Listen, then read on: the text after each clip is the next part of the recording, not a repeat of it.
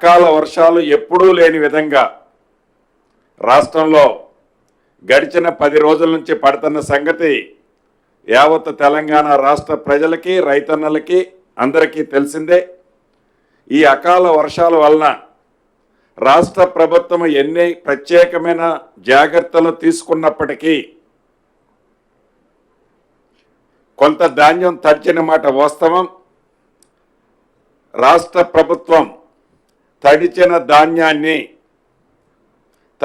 ధాన్యాన్ని cabinet decision ప్రకారం ఈరోజు తీసుకున్న డెసిషన్ ప్రకారం ఆ ధాన్యాన్ని కూడా సేకరించడానికి మద్దతు ధరకే కొనటానికి రాష్ట్ర ప్రభుత్వం నిర్ణయం తీసుకుంది. అది కలెక్టర్లకు ఆదేశించాం. ఏ రోజు ఆ రోజు ఎక్కడైతే ధాన్యం తడిచి రైతన్నల ఇబ్బంది పడొద్దన్నదే ఈ రాష్ట్ర ప్రభుత్వం యొక్క ముఖ్య ఉద్దేశం. దాన్ని దృష్టిలో పెట్టుకొని గౌరవ ముఖ్యమంత్రి గారి ఆదేశాల అనుసారం ధాన్యము తడిచిన రైతన్నలు ఎవరూ కూడా ఆందోళన చెందొద్దని, అలా తడిచిన ధాన్యాన్ని రాష్ట్ర ప్రభుత్వం ₹1 కూడా ఎంఎస్పీకి తగ్గకుండా కొనే బాధ్యత రాష్ట్ర ప్రభుత్వం తీసుకుంటుందని కేబినెట్ నిర్ణయం తీసుకున్నది. రైతన్నలు, రాష్ట్రంలో ఉన్న రైతన్నలు ఎవరూ కూడా ఆందోళన చెందొద్దు, వేరే మిత్రులు చెప్పే మాయ మాటలు నమ్మొద్దని కూడా ఈ వేదిక ద్వారా మీ అందరికీ రైతన్నలకు తెలియజేస్తున్నాను.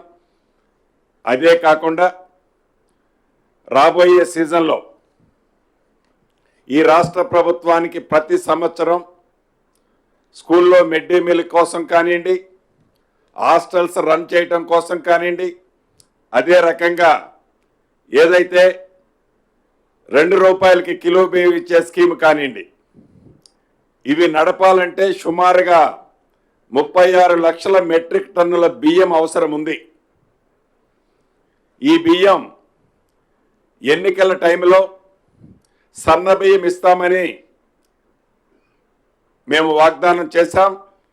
ఈ రాష్ట్ర అవసరాల కోసం బయట ప్రాంతాల నుంచి సన్న బియ్యం కొనొద్దు అనే ఒక నిర్ణయంతో ఏదైతే ఎన్నికల్లో మేము చెప్పామో చెప్పిన దాని ప్రకారం ప్రతి రైతన్నకు, సన్న వడ్లు పండించిన రైతన్నకు క్వింటాలకు ₹500 బోనస్ని ఈ వచ్చే సీజన్ నుంచి ఇవ్వాలని నిర్ణయించాం. సన్న బియ్యము అంటే సన్న వడ్లు రకాలు ఏమనేది అగ్రికల్చర్ డిపార్ట్మెంట్ వారు రేపు పత్రికా ప్రకటనగా అవన్నీ కూడా ఆ రకాలను ప్రకటించడం జరుగుద్దని కూడా ఈ వేదిక ద్వారా తెలంగాణ రాష్ట్రంలో ఉండే రైతన్నులందరికీ తెలియజేస్తున్నాం.